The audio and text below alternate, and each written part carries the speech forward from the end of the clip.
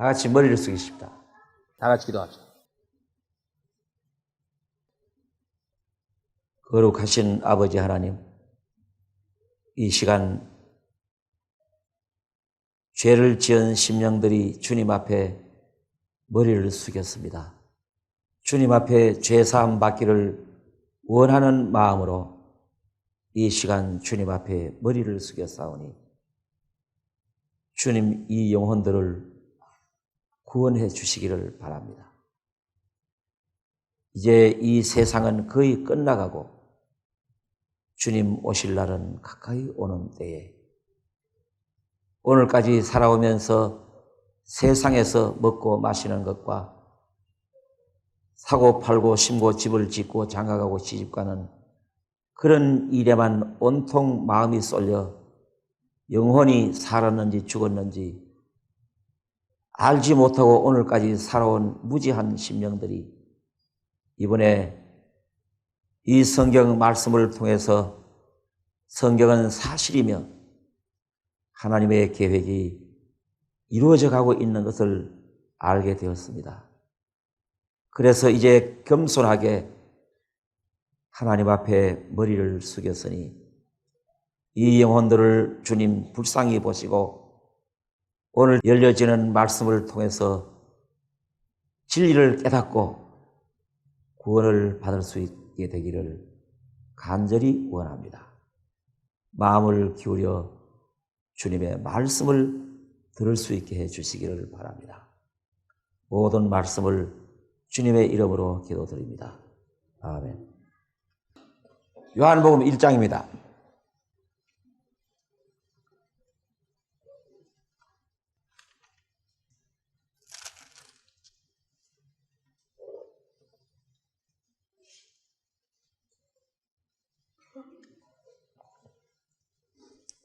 요한복음 1장 1절을 읽겠습니다. 태초에 말씀이 계시니라. 이 말씀이 하나님과 함께 계셨으니 이 말씀은 곧 하나님이시니라. 그가 태초에 하나님과 함께 계셨고 만물이 그로 말미암아 지은 바 되었으니 지은 것이 하나도 그가 없이는 된 것이 없느니라. 여기에 이 태초란 말은 이 세상이 창조되기 이전에를 말합니다. 이 세상이 창조되기 이전에 하나님이 계셨는데 그 하나님의 말씀이 계셨다. 그렇게 말하고 있습니다. 태초에 하나님의 말씀이 계셔서 하나님은 말씀으로 이 세상을 창조하셨고 또 영의 말씀으로 사람들에게 새 생명을 주십니다. 하나님의 아들의 생명을 말씀을 통해서 주셔요. 그 말씀으로 계신 하나님이 사람의 육신이 되어서 인간의 육신 세상에 오셨어요. 그러니까 예수님은 하나님이시고 하나님의 말씀이셔요. 그건 왜 그러냐? 우리 창세기를 공부했는데 창세기 2장 17절에 보면은 선악을 알게 하는 나무의 실과를 먹지 말라. 먹는 날은 정녕 죽으리라. 아담과 이브가 그 말씀을 받아들였으면은 그것으로 그들은 영생합니다. 그 앞에 물론 생명과를 먹으면 영생하는 거지만은 그러나 그 말씀을 듣기만 하고 마음속에 받아들이지 않았습니다. 그 다음에 뱀, 사탄이 와서 그걸 먹어도 절대로 안 죽는다. 먹으면 하나님과 같이 된다. 라고 했을 때 그 말은 넝큼 받아들였습니다. 그래서 먹었습니다. 그것이 인간이 죽은 원인이고 그것이 타락한 원인입니다. 그러면은 그러한 죄 가운데 빠져 있는 이 인간을 어떻게 하면 구원할 수 있느냐? 다시 하나님이 말씀을 보내신 겁니다. 하나님의 말씀이 육신으로 오신 분이 예수님인데 예수님은 하나님의 말씀이셔요. 하나님의 말씀이신 하나님의 아들 예수님을 보고 믿어 영생을 얻으면, 영생을 얻었으면 아버지의 뜻대로 행하는 것이다 이 말입니다. 자, 여기서 숙제 하나는 풀 수 있습니다. 이제 문제는 뭐냐 하면은 영생을 얻으면은 아버지의 뜻대로 행하는 것이 되고, 영생을 못 얻으면은 뜻대로 행하는 것이 안 되는 것입니다. 자, 그러면 가장 큰 문제는 이제 죄인데, 어떻게 하면은 죄의 값을 갚을 수가 있느냐 하는 문제입니다.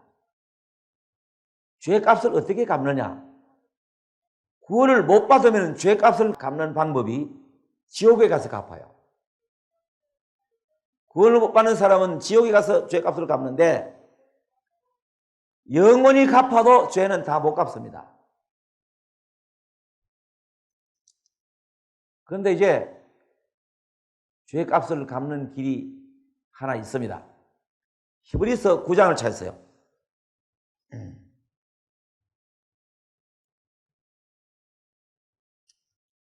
362페이지입니다.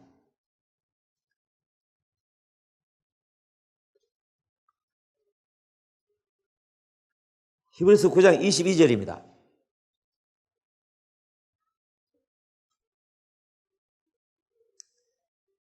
율법을 쫓아 그의 모든 물건이 피로서 정결케 되라니 피 흘림이 없은즉 사함이 없느니라. 저 따라 한번 읽어보세요.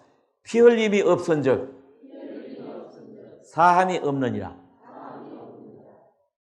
죄의 값은요, 피를 흘리는 것입니다. 피 흘림이 없은즉 사함이 없다는 말은 죄 사함이 없다. 피를 흘려야 죄값을 지불하고 구원을 얻을 수 있다. 이렇게 말했습니다. 그래서 이제 구약시대에는 하나님께서 이스라엘 민족에게 무엇을 명령하셨는가 하면은 이게 성막 예배입니다. 여기 이게 이제 담이거든요. 여기 대문을 들었으면은 제단이 있습니다. 여기는 이제 손이나 발을 씻는 곳입니다. 여기는 성소라고 해가지고 평소에 떡을 진설하는 곳입니다. 이건 등대고 향단이고, 그 다음에 여기 이 안에가 지성소인데 여기가 법궤가 있고 그룹이 있고 하나님이 계시다는 상징적인 곳입니다. 그러면 이제 이스라엘 사람들 중에 죄를 범했으면 제사를 드리는데 양이나 소를 잡아옵니다. 그러면은 제사장에게 주면은 제사장이 이 제단에서 잡아요. 그는 피만 가지고 이 성소에 가서 뿌립니다. 그러면 이제 제사장의 옷에 이 가장자리 돌아가면 금방울이 달려 있는데 댕그랑 소리가 나서, 소리가 나면은 이 밖에서 쥐죽은 듯이 가만히 있다가 금방울 소리가 나면은 이제 내 죄 때문에 내가 피를 흘려야 될 텐데 하나님이 나를 사랑하시기 때문에 나를 피 흘리도록 하지 않으시고 대신으로 짐승의 피를 대신 흘리게 하셨다. 그래서 그 짐승의 피가 죄값으로 하나님 앞에 바쳐지면은 내 죄가 용서된다고 하는 그런 제사를 명령했습니다. 이것이 제사법이다 이 말입니다. 율법 중에 제사법이 바로 그겁니다. 내가 피를 흘려야 할 것을 짐승을 잡아 짐승이 내 대신 피를 흘려서 내 죄값을 갚는다. 이렇게 된 겁니다. 그러나 이것은 비유라요. 비유. 히브리서 10장 보세요. 1절입니다. 장을 넘길 필요가 없이. 율법은 장차 오는 좋은 일의 그림자요 참 형상이 아니므로 해마다 늘 드리는 바 같은 제사로는 나오는 자들을 언제든지 온전케 할 수 없느니라. 이거는 하나의 그림자, 이것은 진짜가 아니고 진짜 죄를 없이 하는 일에 대한 하나의 예표, 비유, 그림자 이 말입니다. 4절 보세요. 4절. 저 따라 읽으세요.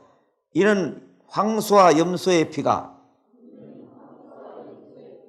능히 죄를 없이 하지 못함이라. 이거는 짐승의 피는 사람의 죄를 없애할 수가 없어요. 짐승이 피를 흘린다고 해서 사람이 어떻게 지은 죄가 해결이 될 수 있느냐고요. 그래서 그 다음에 5절 보세요. 그러므로 세상에 임하실 때에, 예수님이 세상에 임하실 때입니다. 임하실 때에 가라사대 하나님이 제사와 예물을 원치 아니하시고 오직 나를 위하여 한 몸을 예비하셨도다.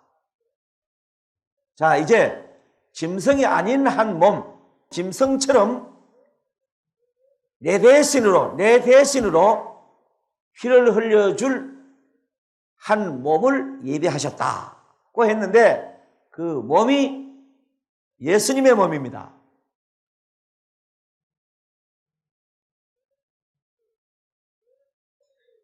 죄는 피를 흘려야 되는데, 그래서 짐승을 잡아 피를 흘려서 하나님께 바친다는 것은 비유적인 것인데, 그건 비유니까 진짜는 그게 아니고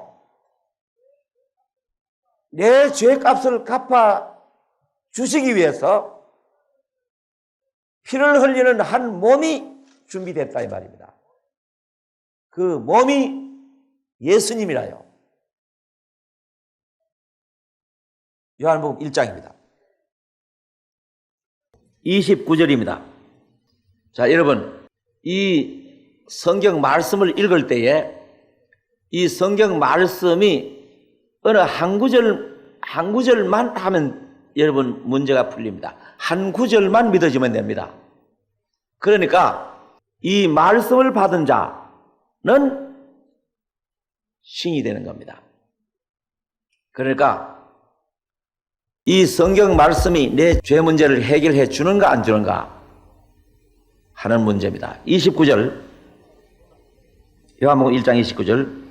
이튿날 요한이 예수께서 자기에게 나오심을 보고 가로되, 저 따라 읽으세요. 보라, 세상 죄를 지고 가는 하나님의 어린 양이로다. 자, 보세요. 예수님을 왜 어린 양이라고 했느냐? 이 제단에 양을 잡아 피를 가지고 하나님께 바치는 제사를 드리는 것은 예수님이 세상 죄를 짊어지고 피를 흘려서 우리 죄값을 갚아주시는 어린 양으로 오셨다, 그 말입니다. 보라, 세상 죄를 지고 가는 하나님의 어린 양이로다. 여기 제단은 바로 십자가입니다. 이거 십자가를 말해요. 예수님이 왜 십자가에서 피를 흘리셨는가? 보라, 세상 죄를 지고 가는, 이 세상 사람의 죄는 예수님이 몽땅 지셨습니다.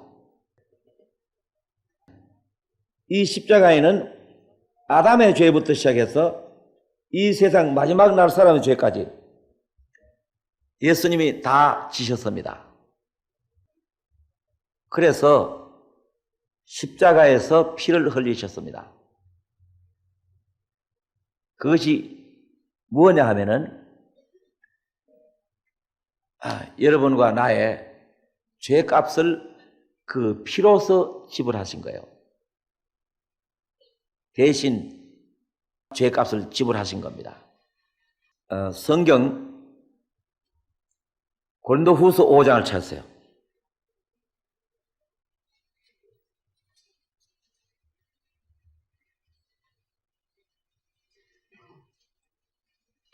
(291페이지입니다) 291페이지.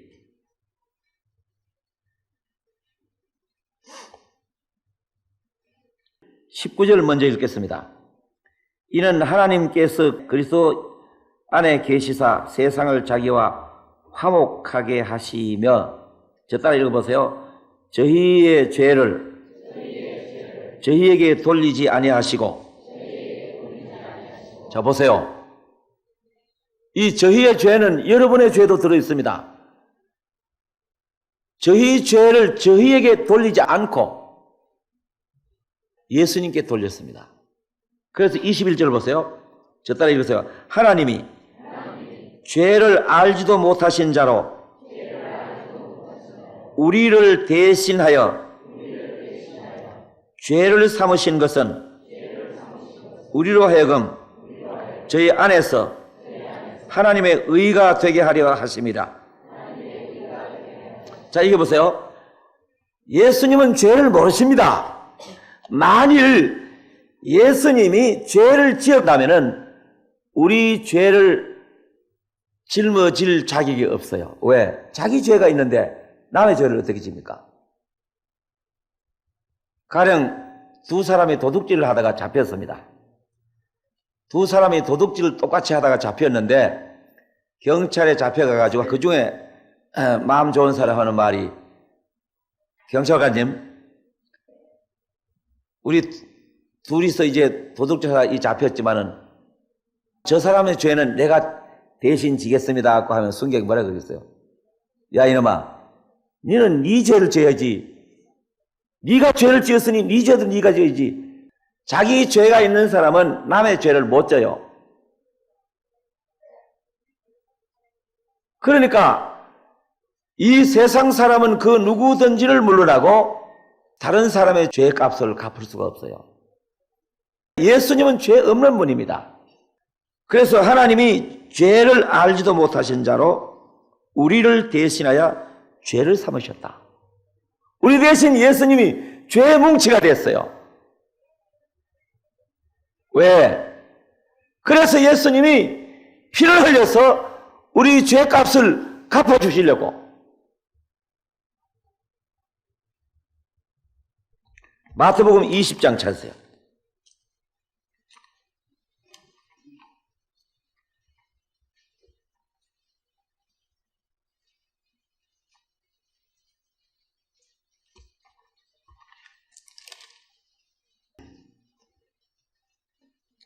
(34페이지입니다) 마태복음 20장 28절입니다.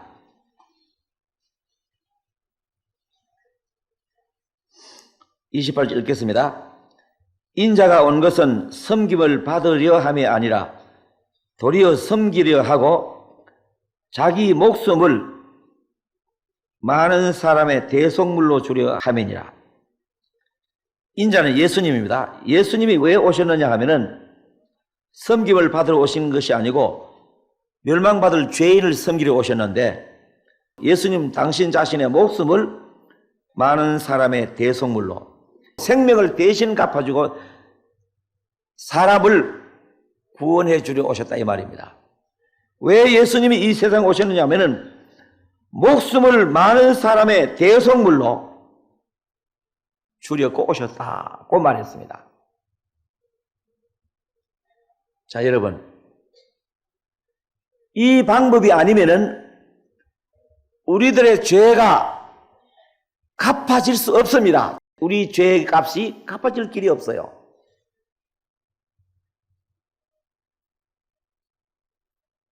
마태복음 26장 27절입니다. 26장 27절.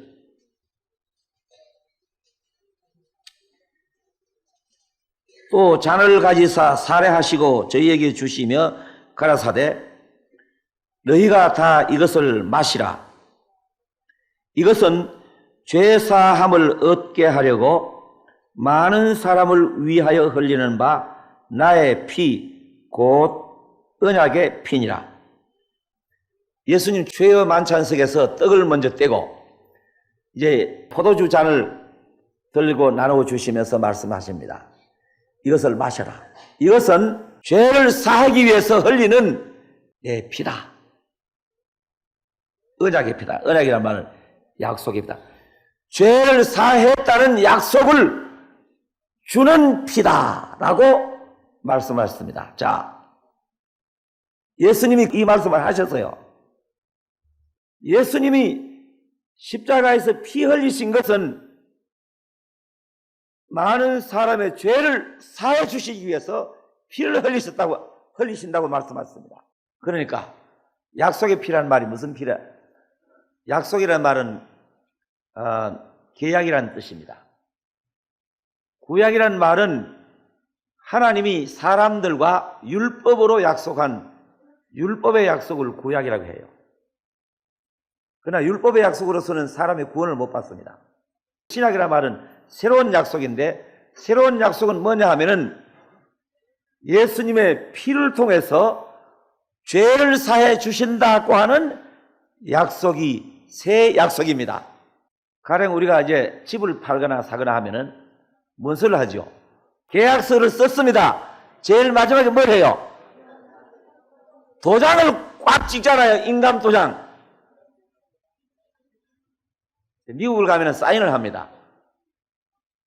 한국에는 인감 도장을 꽉 치면은 절대로 변할 수가 없어요. 여기에 이 예수님의 피가 뭐냐 하면은 이 약속은 일방적입니다. 일방적이라요. 예수님이 피를 흘리신 것은 우리의 죄를 무조건 용서하셨다는 증거입니다. 그것이 피가 도장을 친 거예요.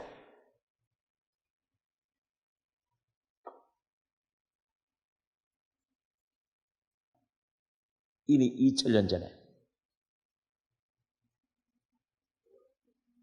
2000년 전에 예수님이 십자가에 죽으실 때 피 흘리신 그 피가 뭐냐 하면은 여러분들이나 저의 죄값으로 흘린 피입니다. 예수님의 피는 죄가 없는 피입니다. 그래서 이 온 세상 사람의 죄를 다 용서할 수 있는 그런 피였습니다. 그 다음에 이사야서 53장입니다. 구약 성경 1032페이지.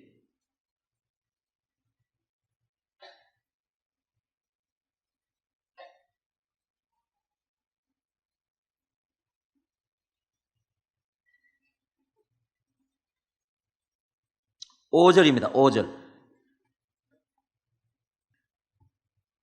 이사야 53장 5절. 저 따라 한번 읽으세요. 그가 찔림은 우리의 허물을 인하며 그가 상함은 우리의 죄악을 인함이라. 그가 징계를 받음으로 우리가 평화를 누리고 그가 채찍에 맞음으로 우리가 나음을 입었도다. 자, 여기 보세요. 그는 예수님입니다. 그가 찔림은 우리의 허물이라는 것은 우리가 행동으로 지은 죄가 허물입니다. 그가 찔림은 우리의 허물을 인하며 그가 상함은 십자가에 돌아가실 때 창에 찔리고 가시에 찔리고 못에 찔려 몸이 상했습니다. 그가 상함은 우리의 죄악을 인함이라. 그가 징계를 받음으로 우리가 평화를 누리고 그가 채찍에 맞음으로 우리가 나음을 입었도다. 죄라는 영혼의 질병이 나았다 이 말입니다. 자, 이 말씀이 여러분의 죄를 해결해 주지 않습니까? 다시 한번 읽어봐요. 저들 한번 읽어봤어요. 그가 찔림은 나의 허물을 인하며 그가 상함은 나의 죄악을 인함이라. 그렇죠? 이제 여기 보세요.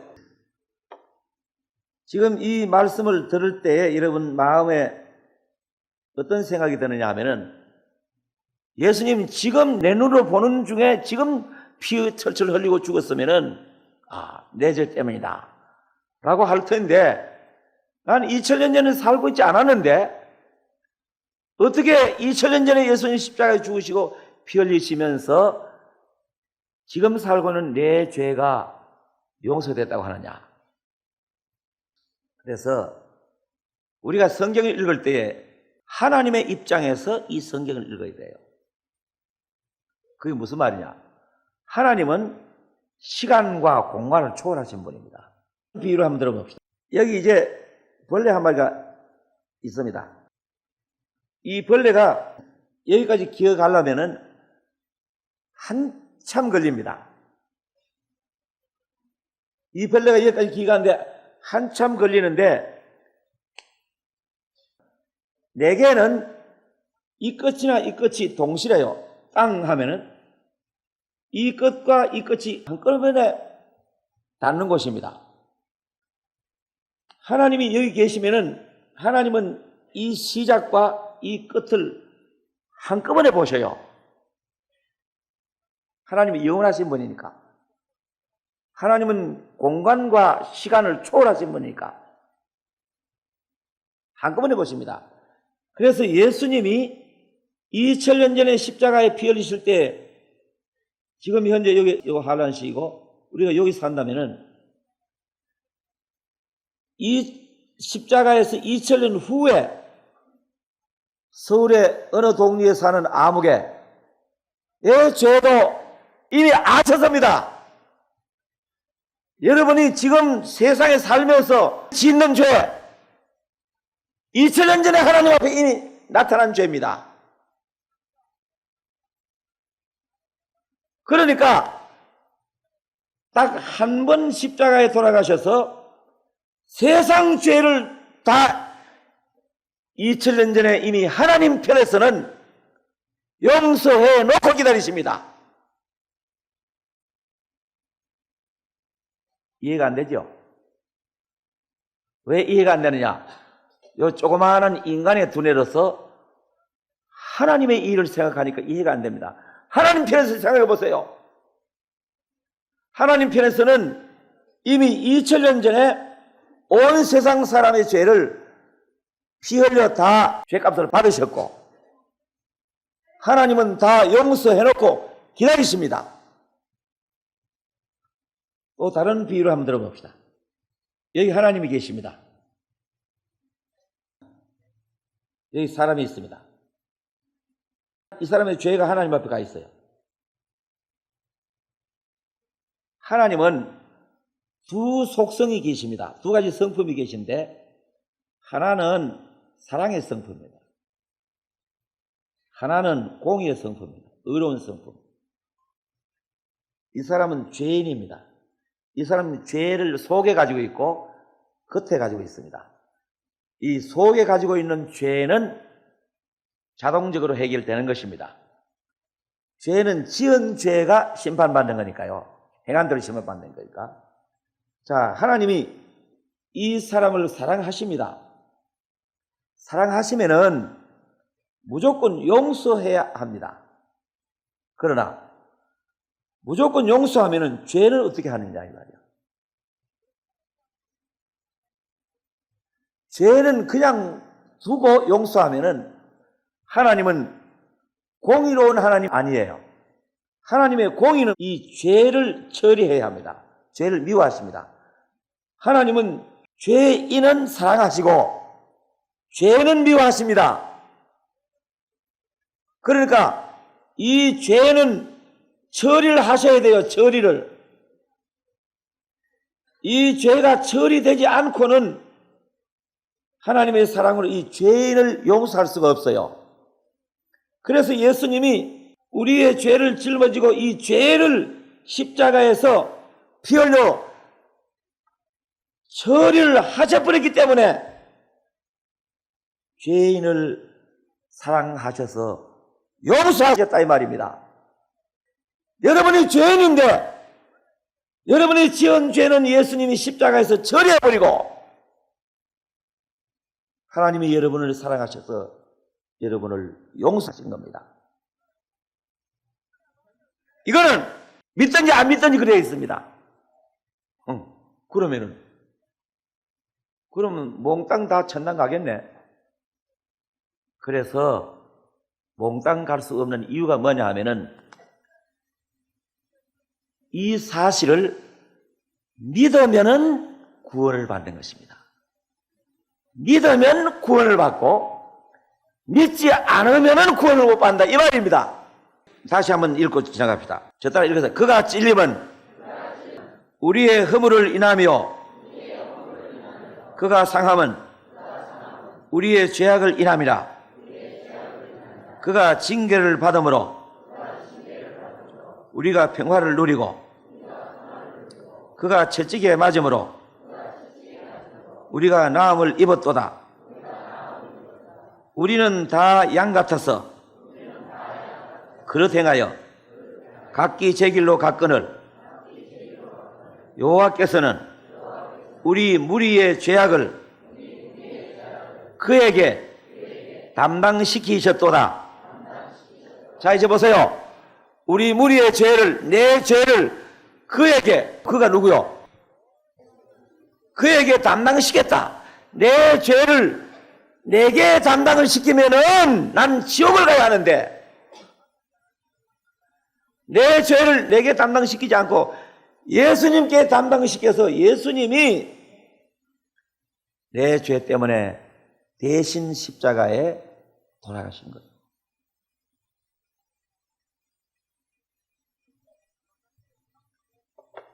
성경 베드로전서 3장입니다.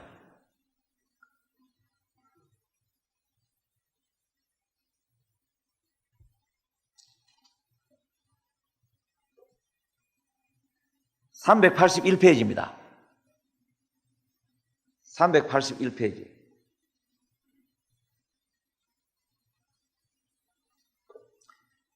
18절입니다. 베드로전서 3장 18절. 읽겠습니다. 그리스도께서도 한 번 죄를 위하여 죽으사 의인으로서 불의한 자를 대신하셨으니. 자, 여기 보세요. 예수님은 의인입니다. 그런데 의인으로서 불의한 자, 죄인을 대신해서 죽으셨다. 그렇잖아요. 그리스도께서도 단 한 번에 단번입니다. 한 번만에 당장입니다. 한 번 죄를 위하여 죽으사 의인으로서 불의한 자를 대신하셨어요. 우리가 죽어야 할, 우리가 피 흘리고 우리가 지옥 가야 할 것을 예수님이 우리 죄를 위해서 대신 죽으셨습니다. 자, 예수님이 대신 죽으셨는데 우리 영혼을 가르쳐 말하는 겁니다. 우리가 또 죽어야 할 겁니까? 안 죽어야 할 겁니까? 모르겠어. 어떻게 될지 모르겠어. 이 육신은 물론 죽겠지요. 둘째 사망고 불못이라. 지옥 가는 죽음은 예수님이 대신 죽으셨기 때문에 우리의 지옥 가는 죽음은 없어요. 믿기만 하면. 히브리서 9장 찾았어요. 12절입니다. 히브리 9장 12절 362페이지.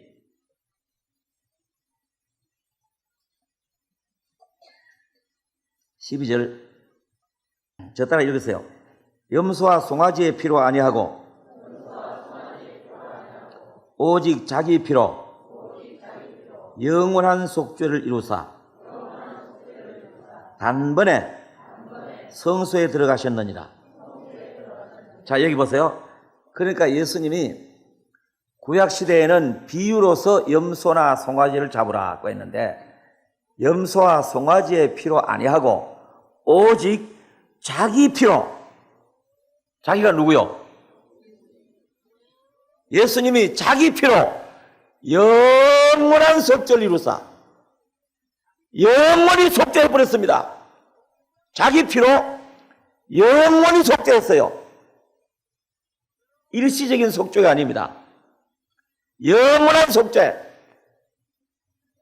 사람들이 성경 읽어도요, 단번에 영원히 속죄됐다는 걸 몰라요. 단번에 영원히 속죄해버렸다는 거, 영원히 죄값을 갚아버렸다는 거, 죄값을 갚는 것이 속죄니까요. 사람이 지어낸 말 아닙니다. 누구의 말씀입니까? 하나님 말씀이에요. 오직 자기 피로 영원한 속죄를 이루사 단번에 성소에 들어가시. 이게 단번에 성소에 들어가셨다는 말이 무슨 말이냐면은 여기 있잖아요. 십자가에 돌아가시고 부활 성천하셨습니다. 하나님 앞에 가셨다는 뜻입니다. 죽을 때 예수님은 양으로 죽으셨고 부활하신 예수님은 제사장이라요. 그래서 그 제사장으로서 하나님 앞으로 들어가셨어요. 지금 하나님 앞에 우리 죄 때문에 대변하시고 계셔요. 자, 그러니까 단번에 성소에 들어가셨다.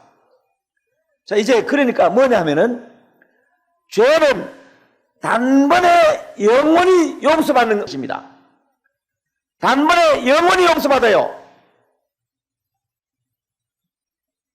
근데 잘 안 믿겨지죠? 원 세상에 그런 게 어디 있냐고. 내 상식하고는 전 안 맞으니까, 내 마음하고는 안 맞으니까 그걸 도저히 믿을 수가 없어. 하기야 뭐 신학 박사도 못 믿는데 뭐. 제가 이전에 이제 극동방송이라는 데 근무할 때인데, 극동방송국은 미국 선교부에서 공산권의 복음을 전하기 위해서 이제 세운 방송국입니다. 본래는 거기는 여러 나라 말을 해요. 한국어로 하는 방송은, 이 복음 전하는 방송은 제가 맡았습니다. 제가 방송 선교부장으로 있었으니까. 그러면서 이제 제가 이 설교를 했어요. 단번에 영원히 예수님 피를 흘려 단번에 영원히 용서하셨다는 이 설교를 떡 했더니 어느 날 저를 고발하려고 오는 사람이 하나 생겼어요. 이제 고발하러 왔는데 그 방송국 이사장은 한국 사람입니다. 그 방송국 국장이 미국 선교사입니다. 펜스 국장이라고, 목사인데 국장에게 나를 고발하러 와가지고 저 권 목사 이단이니까 쫓아내십시오. 왜 그렇습니까? 글쎄 저 권 목사가 설교하기를 단번에 영원히 죄 사해졌다고, 속죄되었다고 설교를 한다고. 그건 이단이라고 말해요. 그러면 닥터 강은 어떻게 믿어요? 하니까 이제 그분이 신학 박사이신데, 사람이 죽을 때까지 회개하고 또 금년에 회개하고 또 내년에 회개하고 또 회개하고 마지막에 다 회개하고 죽으면 그때 가서 죄 사함 완전히 받고 구원받는 거라고. 그 말을 들은 이제 이 펜스 국장이 생각하다가, 그래요? 나도 저 권막서처럼 그렇게 믿는데요. 이렇게 해버렸어. 그러니까 그만 이 양반이 눈이 그럼 굿 치면서 와 내가 썩었구나 하면서 이사장 사표 써서 내부로 가버렸어. 한국 사람들은 그렇게 믿어요. 근데 미국 사람은 그렇게 안 믿었는데. 그래 한번 그렇게 회개하고 용서받아 봅시다.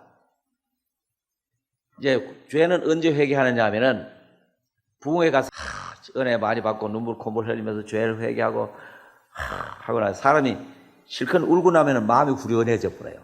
그래서 스트레스가 쌓였던 게 풀어진다는 뜻인데, 그러면 이제 하나님이 용서해 주시겠다 싶어가지고 찬송가를 어떻게 보냐면, 지난 죄는 사함받고, 지난 죄는 사함받고, 그러면 앞으로 죄는 사함 못 받고 하는 뜻입니다. 그 다음에 이제 그렇게 회개하고 난 다음에 그 다음 날부터 살아보면 웬걸 또 죄 지어요. 또 거짓말하고 다투기도 하고, 죄를 짓는 족족 회개가 안 되니까 또 죄를 저축을 해요. 죄를 하나씩 이제 모아갑니다. 그 다음에 부흥회 때 가서 또 한번 이제 회개를 한번 해야 되니까 모아가지고 그 다음에 부흥회 참여하려고 잔뜩 벼르고 있습니다. 미리 다 준비해가지고 그때 가면 일이 걸치지 않도록 이거 다 준비해가는데 웬걸 고전달 차 타고 가다가 교통사고 나서 죽어버렸습니다. 그 사람 구원 받았을까요? 못 받았을까요? 예? 못 받았어요. 못 받았습니다. 왜 그런지 아세요? 죄가 완전히 해결돼야 구원을 받는 것이기 때문에 홀이라도 남아있으면 구원 못 받거든요. 그러니까 그 사람 마음속에는 아직 남아있잖아요. 지난 죄는 회개해서 용서받았지만은 앞으로 죄는 아직 남아있잖아요. 그러니까 구원 못 받는 겁니다. 죄는 완전히 용서돼야 돼요. 그러나 그것이 단번에 영원히 용서되는 것입니다. 제가 연구한 게 아니에요.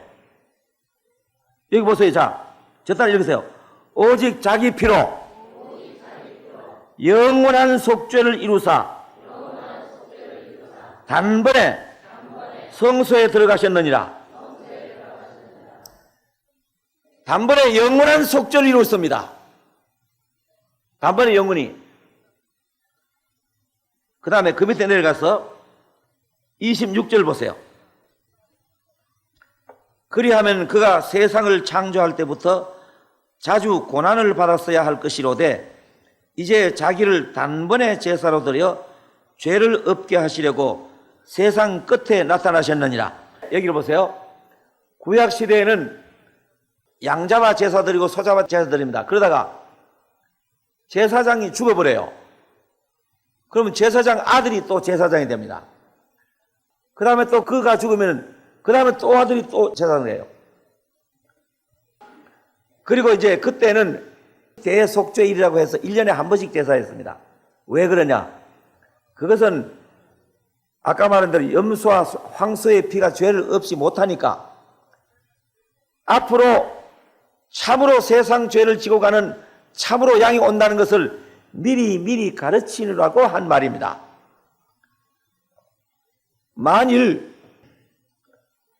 사람이 죄를 지을 때마다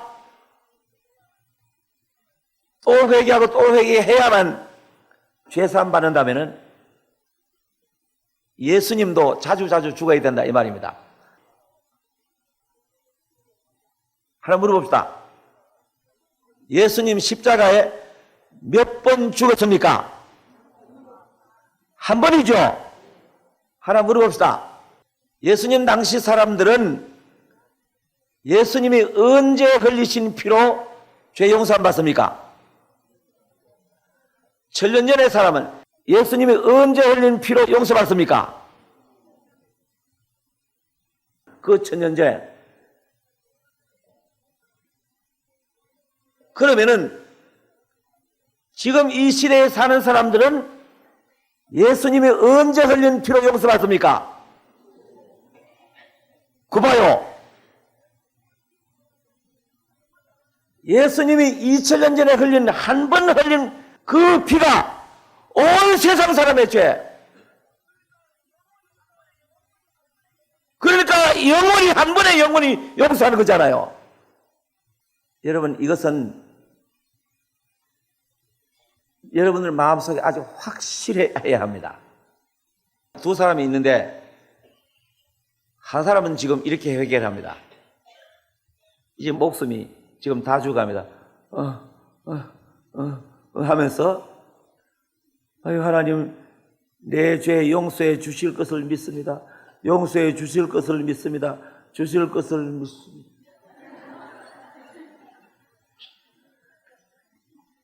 천당과 지옥은요 받침 하나 사이사이에요.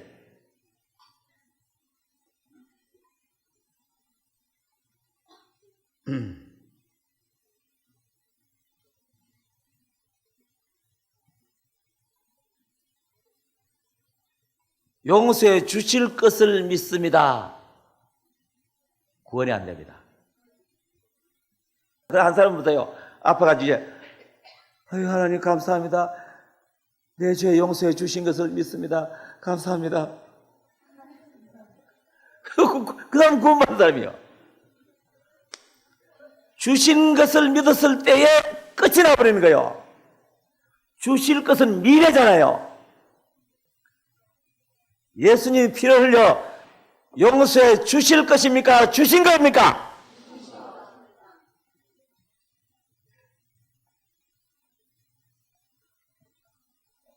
받침 하나 차이로 천국과 지옥입니다. 니을자 받침 지옥이고 니은자 받침 천국이요.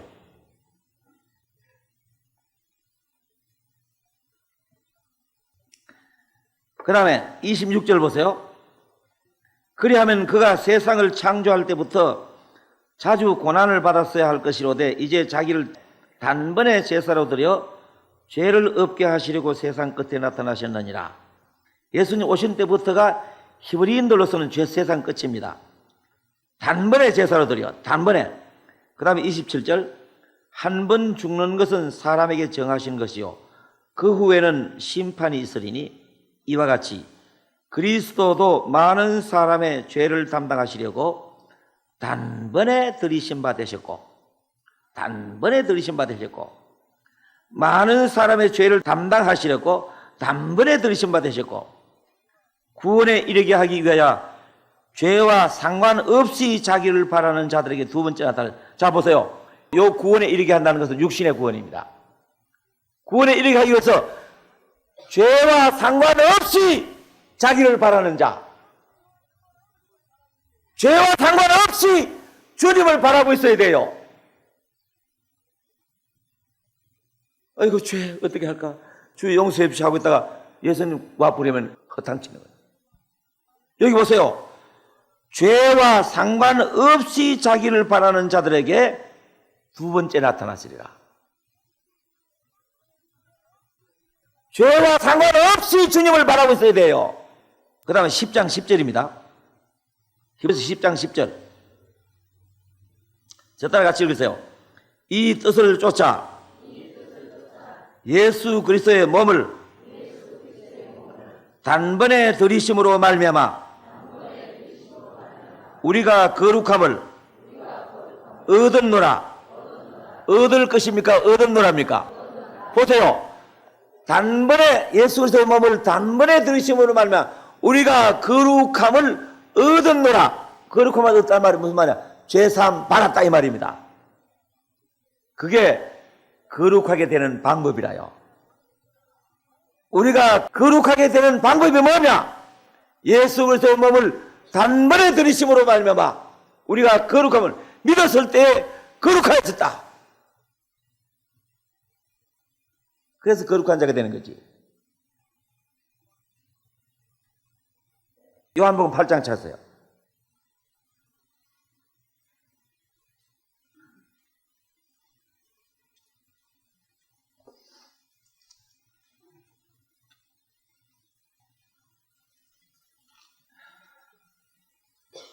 (1절부터) 읽겠습니다.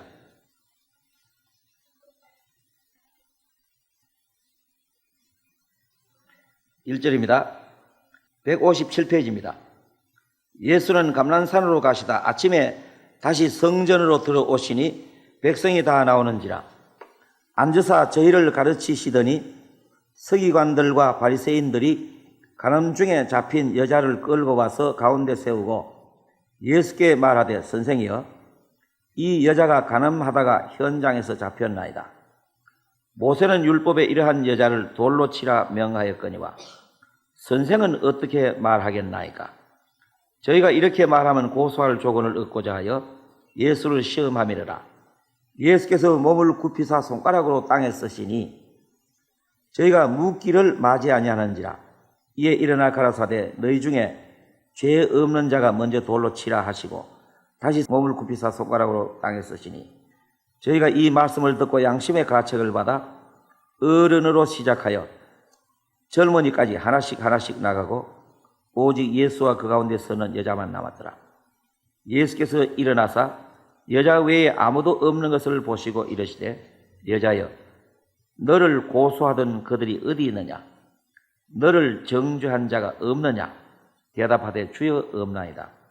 예수께서 가라사대 나도 너를 정죄하지 아니하노니 가서 다시는 죄를 범치 말라 하시니라. 자, 이제 유대인들은요, 간음을 범했다가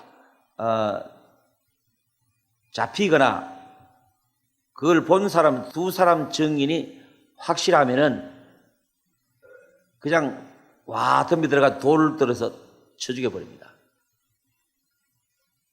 그래서 예수님 당시에 예수님이 성전 뜰에서 가르치시고 계시는데 간음하다가 현장에 잡힌 여자가 예수님 앞으로 끌려왔어요. 그랬을 때에 그들이 아마 돌 한 개씩 들고 따라왔을 거예요. 모세는 이러한 여자를 돌로 치라고 했는데 그들이 예수님을 미워가지고 예수님 어떻게 하는가 보려고 물었습니다. 이 여자를 어떻게 하겠습니까? 용서해 주라고 하면은 모세의 법을 범한다고 할 거고 돌로 쳐주라고 하면은 뭐 평소에 사랑을 부르짖되 뭐 별거 없구만 하고 비난할 거고 이제 물으니까 예수님 말씀하시기를 너희들 중에 죄 없는 자가 돌로 쳐라. 죄는 하나도 안 지은 사람 돌로 치라. 세상에 그런 사람이 어디 있어요? 여러분 이 뜻이 굉장히 깊습니다. 그래서 사람은 사람을 돌로 칠 수 있는 사람이 하나도 없습니다. 그러니까 하나님 앞에만 사람이 죄인이다 그런 뜻입니다. 그래서 다 양심의 가책을 받아서 다 도망을 쳐버리고 말았어요. 그래서 예수님이 여자를 보고 묻습니다. 그 여자는 방금 간음하다가 잡혀서 예수님 앞에 끌려왔어요. 얼굴은 잿빛이 되고 이제는 죽었구나 하고 완전히 생명을 포기하고 있는 죽은 상태입니다. 예수님 한마디 하시니까 그 성전 뜰 안이 조용해져 버리고 다 가버리고 말았어요. 그게 굉장히 깊은 뜻이 있습니다만은 이 시간에 지나갑니다. 예수님 그 여자 보고 하시는 말씀, 너를 정죄한 자가 없나? 정죄하면은 돌로 치는 겁니다. 정죄라는 말이 죽이기로 판결한다는 것입니다. 없느냐 물으니까 주여 없습니다. 예수님 말씀이 나도 너를 정죄하지 않는다. 자, 여보세요. 예수님 앞에서 용서 못 받을 죄가 있어요? 간음하다가 현장에서 사람들이 보고 현장에서 잡아왔어요. 두말할 것 없이 돌을 들어 쳐야 마땅하지만은 죄 없는 사람이 돌을 들어 칠 수 있습니다. 예수님은 죄 없어요. 그러나 예수님도 나도 너를 정죄하지 않는다는 말, 용서한다는 뜻입니다. 그 대신 그 죄는 예수님이 담당하십니다. 자, 여러분 어떤 죄를 지었습니까? 여러분이 이 세상 살면서 지은 죄가 무엇이냐 이 말입니다. 무슨 죄를 지었든지 예수님은 정죄하지 않습니다. 예수님은 정죄하지 않습니다. 저 따라 한번 읽어보세요. 나도 너를 정죄하지 아니하노니. 이 말씀은요, 그 여자에게만 한 말이 아닙니다. 성경에 보면, 야고보서에 보면 이런 말씀이 있습니다. 가늠하는 여자들이여 세상과 벗된 것이 하나님과 원수임을 알지 못하느냐. 여기 이 가늠한 여자는요, 우리가 하나님을 등지고 세상을 사랑하는 것이 하나님 앞에 가늠을 했다 이 말입니다. 그걸 의미하는 거예요. 우리는 세상만 사랑하고 먹고 사는 데만 치중하고 내 멋대로 살아가는 온갖 간음을 범한 하나님 앞에 범한 죄인들이다 이 말입니다. 그러나 주님이 나도라는 말은 정죄할 수 있는 주님이시지만은 정죄하지 않는다고 선언을 하신 겁니다. 그 선언이 여러분들의 죄에 대해서도 선언이 된 거예요.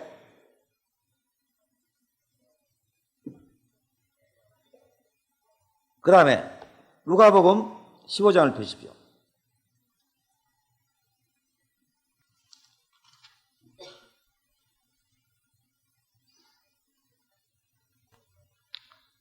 이 누가복음에는요, 아주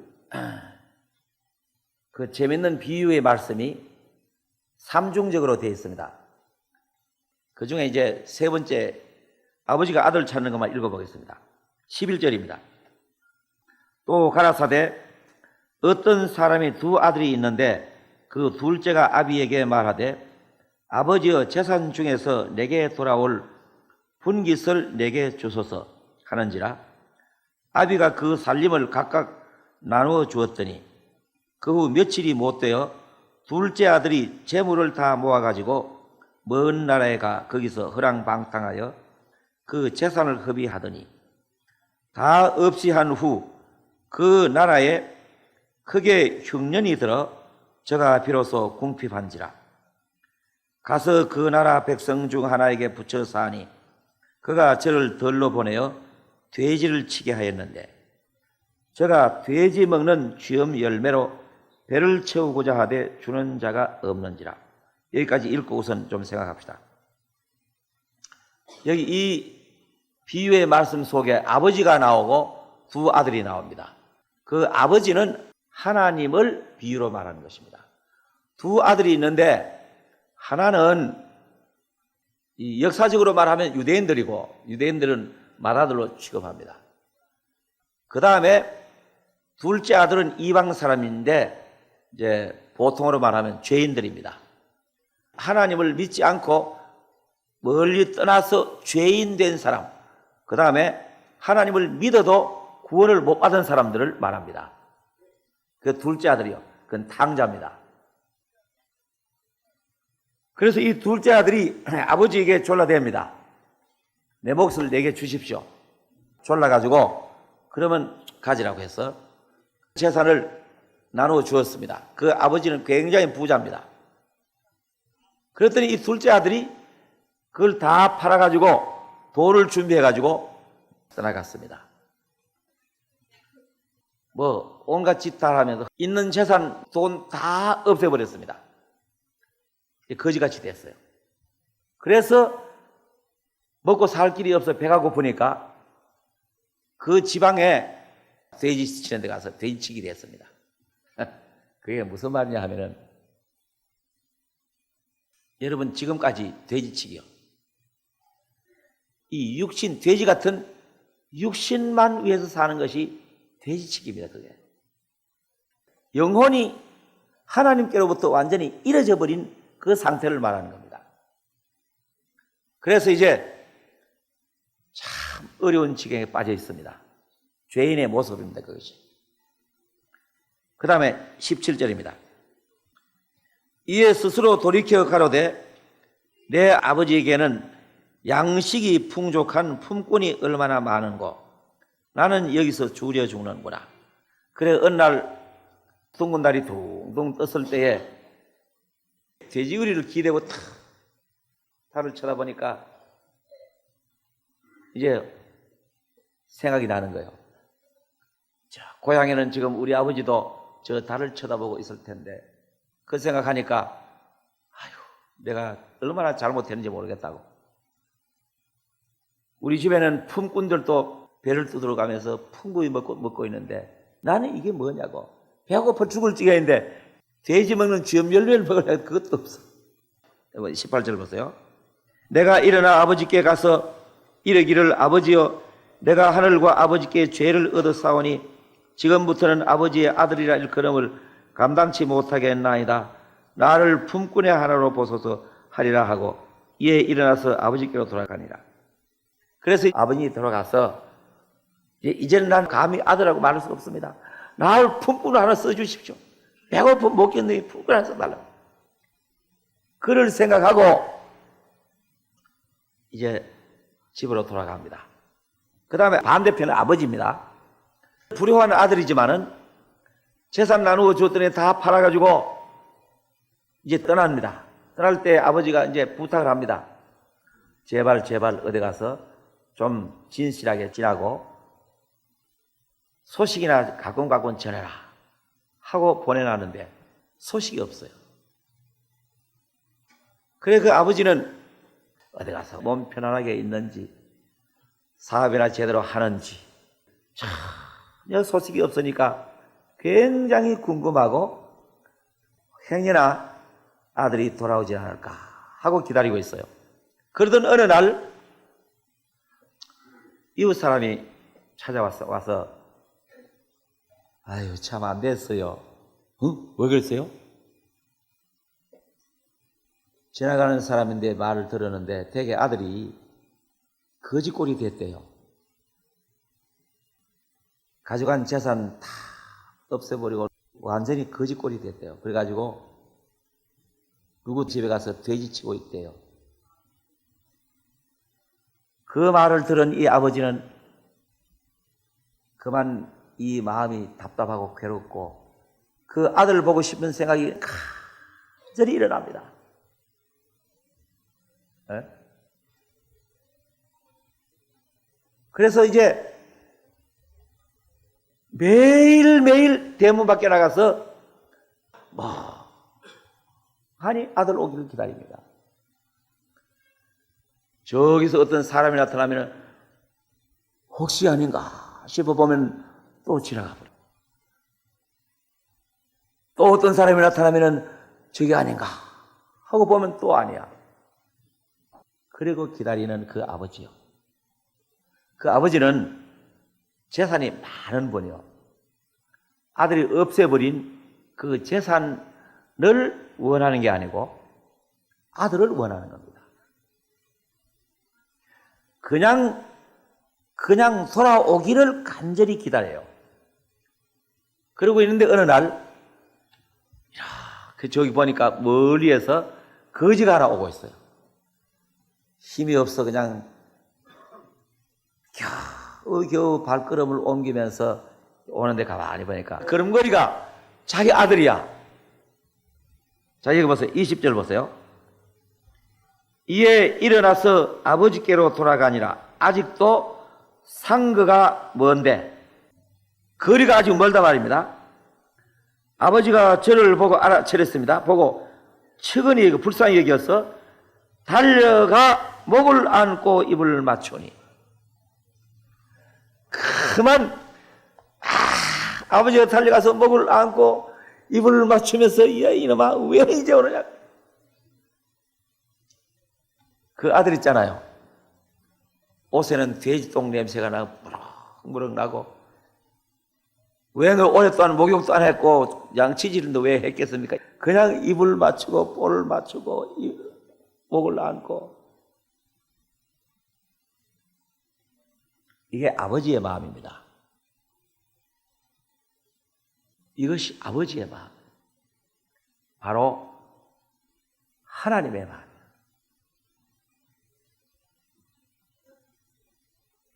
(21절) 보세요.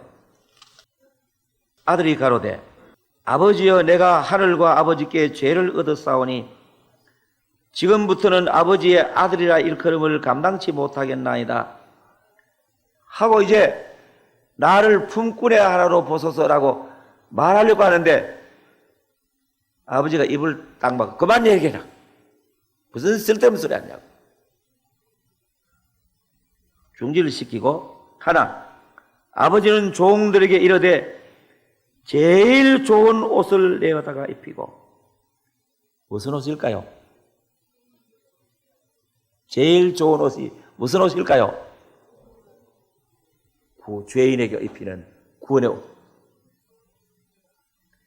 제일 좋은 옷을 내다가 입히고 손에 가락지를 끼우고 발에 신을 신기라. 가락지는 약속입니다. 신은 복음입니다. 그리고 살찐 송아지를 끌어다가 잡으라. 우리가 먹고 즐기자. 이 내 아들은 죽었다가 다시 살아났으며 내가 잃었다가 다시 얻었노라 하니 저희가 즐거워하더라. 자 여러분, 여러분들이 죄를 지었기 때문에 하나님이 무서운 하나님입니다. 죄를 지은 사람은 하나님이 없기를 바랍니다. 그래서 하나님은 없다고 해봅니다마는 양심에는 괴로움이 있어요. 하나님을 믿기는 믿지만은 하나님은 겁나는 하나님이요, 하나님은 두려운 하나님이요.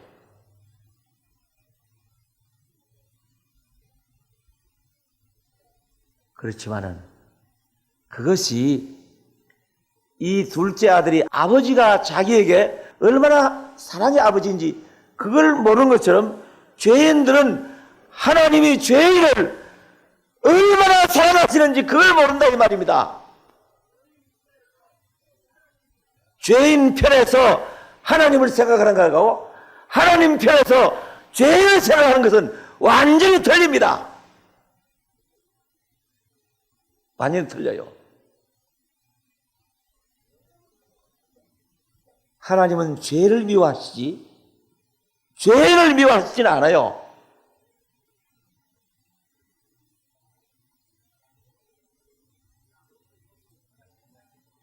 이 아버지의 모습이 하나님의 모습입니다. 인간이 죄를 짓고 이 세상에 빠져가지고 육신만 위해 사는 만물보다 거짓되고 심히 부패한 것은 마음이라. 이 더럽고 악하고 냄새나고 하는 이 죄인들이지만은 하나님은 막무가내로 이불을 맞출 정도로 인간을 사랑하십니다.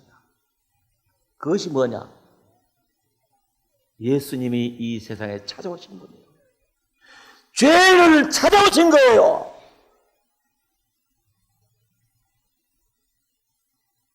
그래서 우리의 죄를 대신 짊어지고 피 흘려서 우리 죄값 다 갚아주십니다.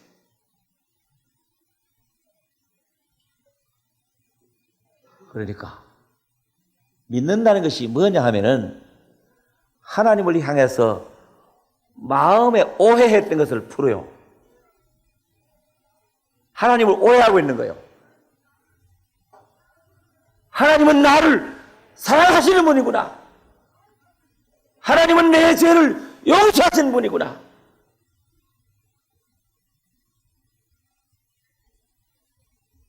하나 물어봅시다. 그 아버지가 아들이 돌아와서 아버지 잘못했었는데 용서해 주셔서 눈물을 흘리며 콧물을 흘리며 울었기 때문에 용서했느냐? 아니면 그 아들이 와서 빌기 전에 벌써 오래전에 용서했느냐? 어느 편입니까? 그거 봐요. 아들이 아직 보이기 전에, 아들 오기 전에, 아들 떠나간 즉시 아버지는 아들을 생각하시고 아들이 재산 다 없애버린다고 했을 때 그 재산을 생각하는 아버지가 아니고 아들만을 생각하는 아버지. 제발 재산을 없애버렸든 말았든 다 왔으면 좋겠다고 하는 거. 여러분들이 하나님 찾기 전에, 여러분이 예수 믿기 전에, 여러분이 회개하기 전에 하나님은 여러분을 용서하신 분입니다. 하나님은 여러분을 사랑하신 분입니다. 지금까지 하나님을 향해서 가졌던 오해를 풀어야 될 거예요.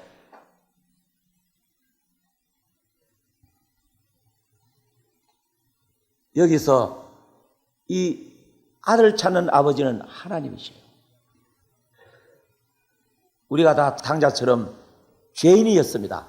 하나님의 형상대로 지어준 이 영을 다 망쳐버리고 그게 팔아먹었다는 뜻이에요. 그러나 하나님은 우리를 용서하십니다. 성경, 구약 성경 이사야서 44장 찾으세요.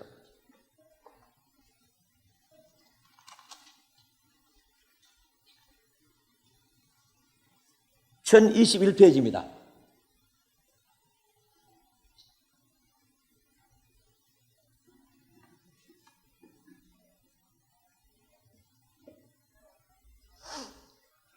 이사야 44장 22절입니다.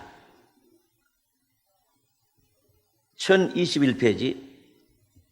저 따라 같이 한번 읽었어요.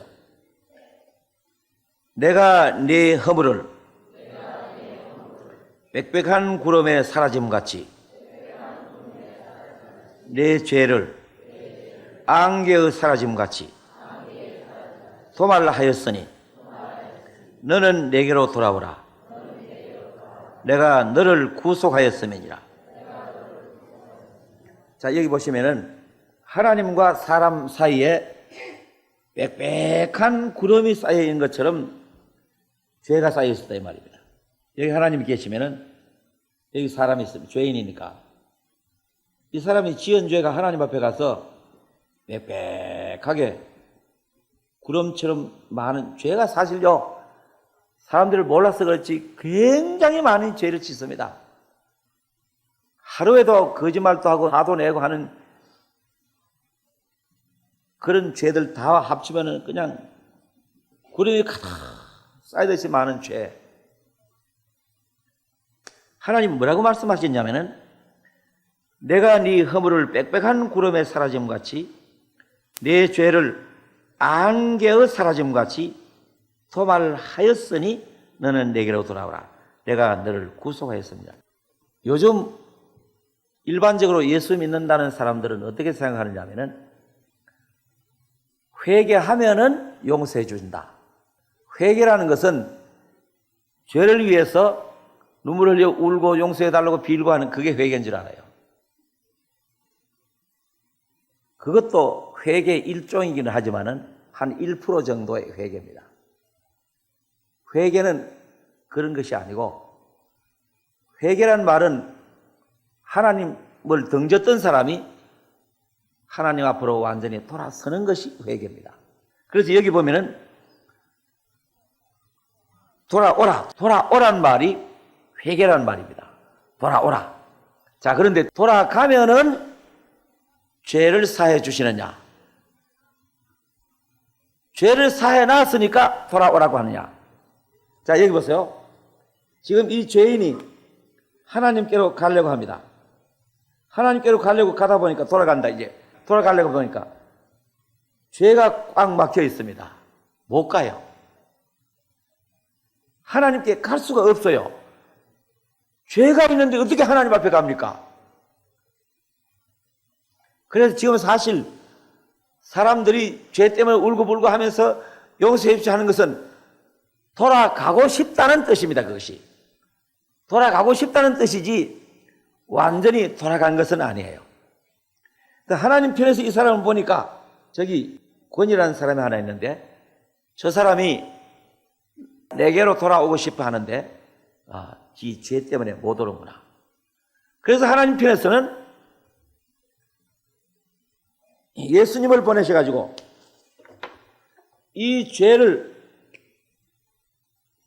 예수님이 이 죄를 짊어지고 십자가에 죽어버리니까 이 죄가 다 도말이 됐다. 이제 도말이 된 거예요. 그래서 하나님이 이 사람 보고 하는 말이 내가 네 허물을 빽빽한 구름이 사라진 것처럼 안개가 사라진 것처럼 도말했다. 걱정하지 말고 돌아오너라. 그러니까 죄를 사해 주셨다는 것을 깨달을 때에 하나님 감사합니다. 그게 회개라요. 그것이 진짜 하나님께 돌아간 거예요. 여러분 마음속에 하나님 내 죄도 사해 주셨구나. 감사합니다. 그것이 회개입니다. 자, 그래서 한 걸음 더 나가서 우리는 지금도 죄를 짓고 있고 앞으로도 죄를 지을 건데 죄가 어떻게 하면 없어지느냐? 네 죄를 안개의 사라짐 같이 도말하였으냐면 도말이라는 말은 지워 없애버린다 이 말입니다. 죄를 없애버린다 이 말입니다. 그러니까 우리가 내 경험을 놓고 보면은 이게 이해가 안 돼요. 왜? 나 아직 죄가 있는데 이 집회 마치고 나가다가도 누가 나를 보고 인상 쓰고 기분 나쁘면 화가 날 텐데. 그것도 죄거든요. 내 속에 아주 죄가 벌떡벌떡 하고 있는데 어떻게 도망을 떼느냐 하는 그 문제입니다. 사람들이 이 도망을 떼는 원리를 모르기 때문에 언제까지나도 두려워하는 마음이 있으면 여기는 이건 김씨라고 합시다. 자, 여기는 이씨라고 합시다. 자, 이 이씨가 김씨에게 죄를 지었습니다. 이씨가 김씨에게 죄를 지었어요. 가령 큰 죄는 아니고 이 이씨가 어느 날 박씨가 있는데 박씨에게 가가지고 김씨에게 흉을 봤습니다. 그 김씨라는 사람은 나쁜 사람이야. 근데 이 박씨가 말이요, 가만히 있으면 좋을 텐데 김씨에 찾아가서 미스터 리가 말이요, 당신 흉을 보낸대 말이야. 당신 언제 그런 일이 있어요? 이 김씨가 말이요, 뭐? 어때? 나쁜 놈이 그래. 이 김씨의 마음속에 괘씸한 놈이라고 그 생각하고 있습니다. 그러면 이제 자세히 보세요. 이 씨의 죄가 어디를 갔느냐?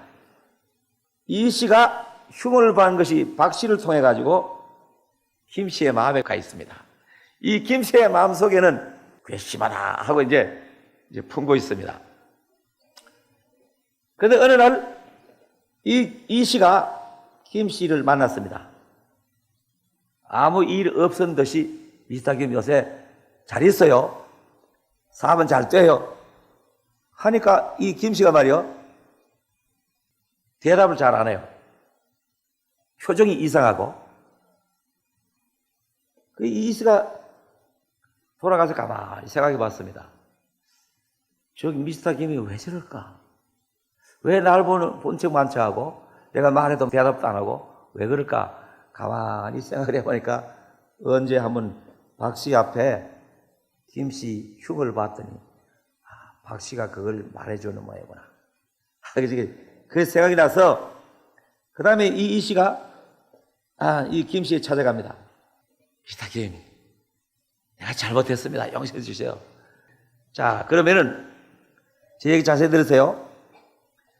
그렇게 빌면 빈다고 해가지고 이 씨의 죄가 해결되느냐?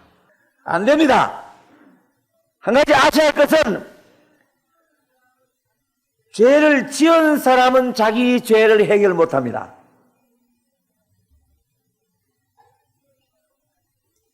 죄를 지은 사람이 자기 죄를 해결 못해요. 상대방이 내 죄를 해결해 줘야 돼요. 이 사람의 죄가 어떻게 없어지느냐 하면은 그 다음에 두 번째 가가지고 미스터 김, 이러고 어떻게 삽니까? 제발 좀 용서해 주십시오 라고 두 번째 가서 말씀을 드리니까 이번에는 미스터리, 나 그거 잊어버렸어요. 그러니까 다 내 마음에 이제는 다 잊어버렸습니다. 다 용서했습니다 하고 이 미스터 김의 마음 속에 괘씸하다는 생각이 없어져 버렸습니다. 그럼 미스터 이 죄가 없어졌어요? 안 없어졌어요? 죄가 없어지는 방법이 상대방이 마음에서 내 죄를 용서해야 없어집니다. 없어지는 방법이 그거라요. 하나님 앞에 울고 불고 한다고 해서 울고 부는 것 때문에 없어지는 게 아니고 하나님이 마음속에서 우리 죄를 용서하시면은 우리 죄는 없는 겁니다. 그러니까 지금 현재 여러분 아직 죄성이 있습니다. 그 죄성은 죽는 날까지 갑니다. 그러나 하나님 편에서는 우리가 지은 죄나 우리 죄성에 대해서 용서해버렸기 때문에 그것이 죄가 없어졌다 그 말입니다. 죄가 어디 없어졌느냐? 내 속에 없어졌느냐? 아니고 하나님 마음속에 없어졌다 이 말입니다. 자, 다시 한번 읽어봐요. 저 따라 읽으세요. 내가 네 허물을 빽빽한 구름에 사라짐같이 내 죄를 안겨 사라짐같이 도말하였으니 너는 내게로 돌아오라. 내가 너를 구원했다면 구속하였습니다. 보세요. 이 성경 말씀 보세요. 하나님이 하신 말씀이에요. 여러분의 죄를 아직 가지고 계시는지, 아니면 하나님의 마음속에 여러분의 죄에 대해서 확 풀어버렸는지, 하나님 마음속에 여러분의 죄가 풀렸다고 했습니까? 꽁 하고 있다고 했습니까?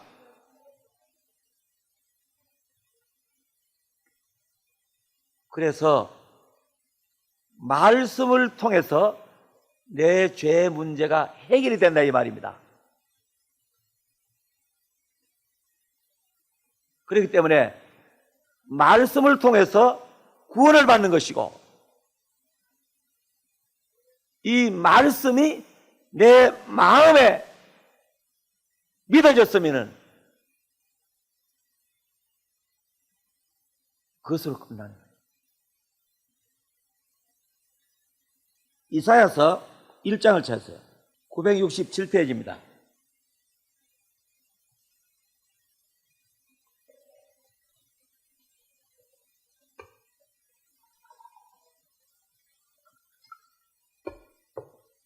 (18절입니다) 읽겠습니다. 이사야 1장 18절. 여호와께서 말씀하시되 오라 우리가 서로 변론하자. 너희 죄가 주홍 같을지라도 눈과 같이 희어질 것이요 진홍같이 붉을지라도 양털같이 되리라. 너희가 즐겨 순종하면 땅의 아름다운 소산을 먹을 것이요 너희가 거절하여 배반하면 칼에 삼키우리라. 여호와의 입의 말씀이니라. 자, 여러분, 우리가 이제 하나님 말씀을 순종하는가 거절하는가, 그 둘 중에 하나입니다. 순종하면은 축복을 받고 은혜를 받고, 거절하면은 칼에 삼키운다. 거절하면은 멸망하는 것입니다. 여기 보세요. 여호와께서 말씀하시되 오라 우리가 서로 변론하자. 하나님과 하고 죄 문제를 가지고 한번 변론해보자 이 말입니다. 하나님께서 말씀하시는 거예요. 죄 문제를 가지고 하나님과 한번 의논을 한번 해보자 이 말입니다. 너희 죄가 주홍 같을지라도, 주홍은 아주 빨간 죄, 주홍 같을지라도 눈과 같이 희어질 것이요 진홍같이 붉을지라도 양털같이 되리라. 자, 여기 보세요.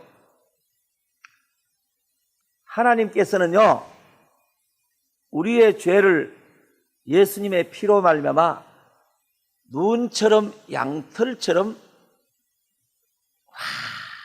완전히 없애버렸습니다. 하나님 마음속에서는 작은 검정 같은 티도 하나님의 마음속에는 없다 이 말입니다. 하나님의 마음속에서는 우리의 죄가 눈처럼 깨끗하게, 양털처럼 깨끗하게 우리를 용서하시는 분이에요.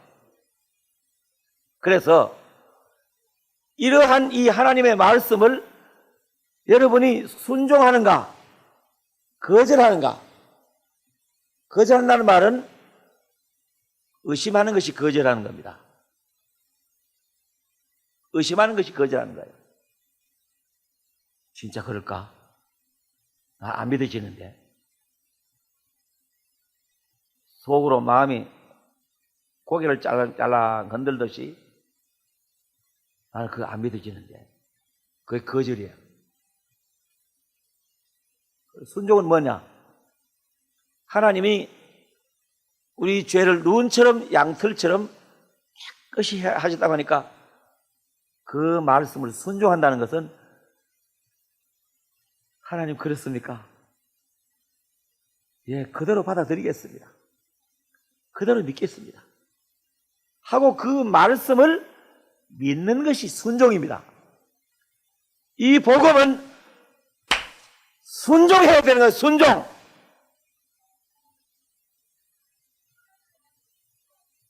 하나님의 말씀인데 순종 안 해도 돼요. 그렇기 때문에 요한복음 12장에 보면은 하나님의 명령이 영생이라고 했습니다. 왜? 그 명령을 순종하면 영생이 되어버리는 거예요. 그러나 이 하나님의 말씀을 불순종하는 것은 믿지 않는 것입니다. 의심하는 것입니다. 그렇게 되어버리면은 멸망하는 것입니다. 굉장히 중요한 문제예요. 이사야서 38장입니다.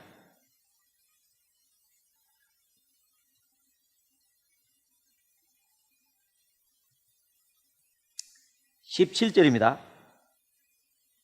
17절. 보옵소서, 내게 큰 고통을 더하신 것은 내게 평안을 주려 하심이라. 주께서 나의 영혼을 사랑하사 멸망의 구덩이에서 건지셨고 나의 모든 죄는 주의 등 뒤에 던지셨나이다. 자, 여기 보세요. 지금 있잖아요. 지금 우리가 이 말씀을 듣고 있는 것은 영혼의 구원을 받으려고 지금 이 성경 말씀을 읽고 있습니다.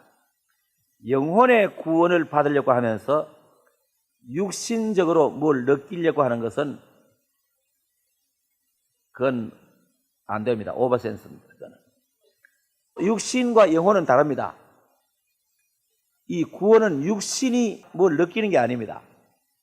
느끼는 게 아니고 이 말씀을 믿어버리면은 내 영이 구원받는 것이기 때문에, 그래서 여기 그렇게 말했습니다. 보옵소서, 내게 큰 고통을 더하신 것은, 이 큰 고통은 양심의 고통입니다. 죄 때문에 양심의 고통이 있었으면은 내게 평안을 주려 하십니다. 양심의 고통이 있었다면은 오늘 마음의 평안이 찾아온 사람이 여기 들어있을 겁니다. 주께서 나의 영혼을 사랑하사 멸망의 구덩이에서 건지셨고, 멸망의 구덩이에서 영혼을 건지는 거지 아직 육신을 건지는 게 아니에요. 영혼을 건지는 겁니다. 영혼을 건진다는 말은 죄 사했다는 말씀을 믿을 때에 양심이 죄에서 풀리는 것이 영혼이 구원되는 거예요. 양심 속에 죄 문제가 해결되어 버리는 거예요. 왜? 예수님 피로서 죄를 없애버렸다는데 왜?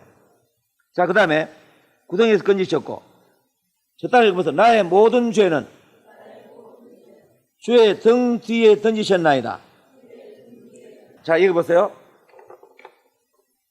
여기에 죄가 10개가 있습니다.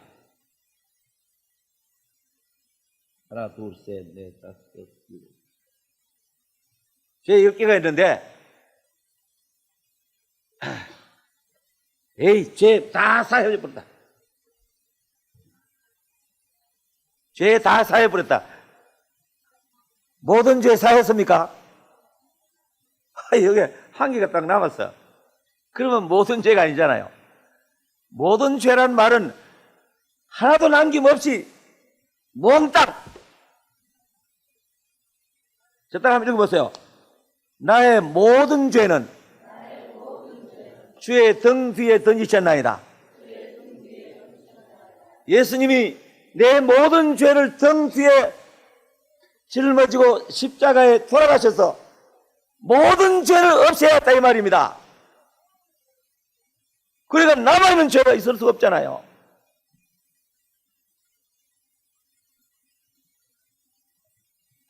신약 성경 로마서입니다. 로마서 5장.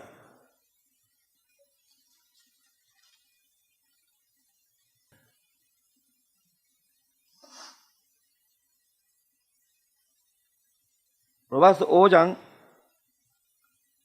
8절입니다. 245페이지.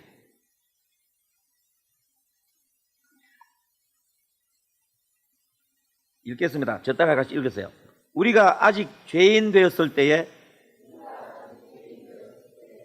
그리스도께서 우리를 위하여 죽으심으로 하나님께서 우리에게 대한 자기의 사랑을 확증하셨느니라. 우리가 아직 죄인으로 있을 때에 하나님이 우리를 사랑하신 확실한 증거를 하나 보였습니다. 확실한 거!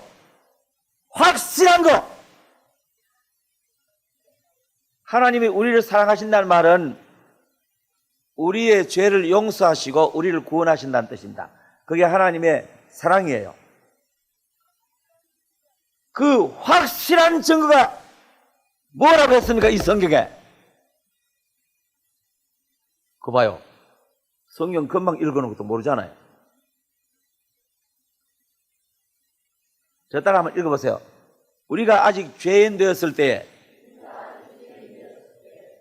그리스도께서 우리를 위하여 죽으심으로 하나님께서 우리에게 대한 자기의 사랑을 확증하셨느니라. 예수님께서 우리를 위해서 죽으신 것이 하나님이 우리를 사랑하셔서 우리의 죄를 용서해 주신 확실한 증거다, 그 말입니다. 요한 1서 4장 찾아보세요.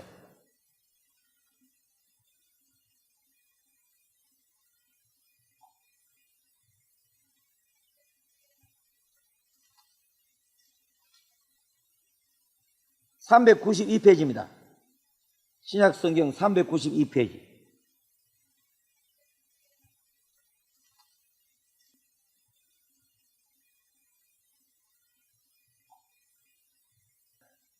(9절 10절입니다) 요한 1서 4장 9절 10절.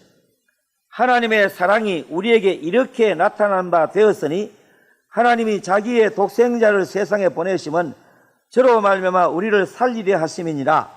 사랑은 여기 있으니 우리가 하나님을 사랑한 것이 아니요 오직 하나님이 우리를 사랑하사 우리 죄를 위하여 화목제로 그 아들을 보내셨음이니라. 자, 여기 보세요. 하나님이 우리를 사랑하신 증거가 그 아들을 보내셔서 화목 제물을 삼으셨다. 십자가에 죽으셔서 제물이 되신 겁니다. 그것이 하나님의 사랑이 이렇게 나타난 바 되었으니 그것이 하나님의 사랑입니다. 그걸 믿는 것이 하나님의 사랑을 받는 것이요. 공짜입니다, 공짜. 성경 한 절 더 읽겠습니다. 요한 1서 2장 1서 2장 2절입니다.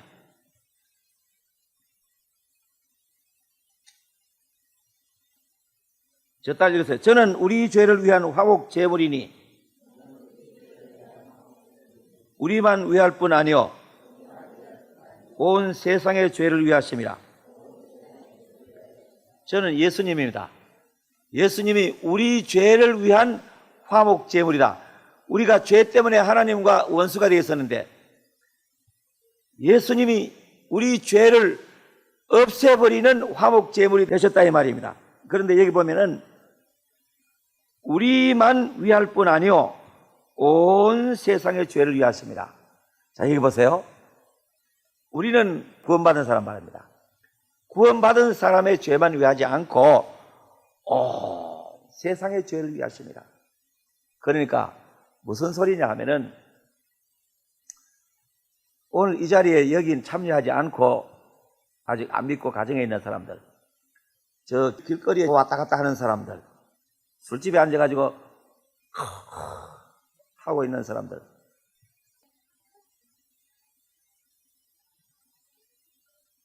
그 모든 사람의 죄도 어떻게 됐다는 겁니다. 예? 근데 그 사람들이 이걸 모르고 있는 거예요. 글쎄 말이죠. 이것만 안다면은 얼마나 좋겠는가 말이야. 죄 사했다는 말을 들을 때에 그렇구나, 감사하다고 할 때에 그게 성령이라요. 그러니 여러분, 저 세상 많은 사람들의 죄도 하나님은 용서하셨는데 그걸 모르고 사는 사람들 얼마나 불쌍합니까? 그런데 오늘 여기 이 자리에 앉아가지고 이 얘기 다 들으면서도 자기 맥살을 이렇게 검어지고 구원이라는 거 받으면 안 되지, 큰일 나지 하거나 마음을 까구장하게 가지고 풀지 않고 있으면은 마찬가지로 불쌍한 사람이 돼요.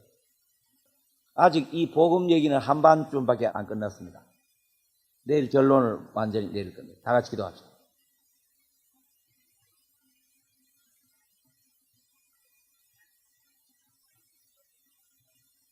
사랑하시는 우리 아버지 하나님, 감사합니다. 우리는 탕자처럼 죄의 길로 갔으며 세상을 사랑하고 세상과 부엇되고 가늠하는 여인처럼 세상을 사랑하면서 아버지를 등지고 살던 저희들이었습니다. 그러나 우리 아버지께서는 내가 돌아오기 전에, 회개하기 전에 벌써 옛날부터 나를 사랑하시고 우리를 사랑하셔서 우리의 죄를 용서하시고 마음속에 우리의 죄를 다 도말하시고 계셨던 우리 아버지 하나님이시었습니다. 이것을 알게 하시려고 아들을 보내셔서 피 흘려 우리의 죄를 다 갚아주시고 우리를 구원해 주신 것을 진심으로 감사합니다. 이 세상 모든 사람의 죄를 짊어지고 주님이 피 흘리셨건만은 이 사실을 알지 못하고 하나님도 부인하고 주님도 부인하고 주님을 믿는다고 하면서도 단번에 영원히 용서되어 있는 사실을 알지 못하고 괴로워하는 심령들도 많이 있는 것 같습니다. 주여, 어떻게 해야만 그 사람들에게 골고루 이 소식을 전할 수 있겠습니까? 이번에 이 사실을 알지 못했던 심령들이 연속해서 말씀을 듣는 중에 주님께로부터 반갑고 즐거운 소식을 들을 수 있은 것을 감사합니다. 그러나 아직도 남은 시간 주님께서 우리에게 들려주실 귀한 말씀은 많이 남아있는 것 같습니다. 마지막 시간까지 주님께서 축복해 주시기를 바랍니다. 모든 말씀을 주님의 이름으로 기도드리옵나이다. 아멘.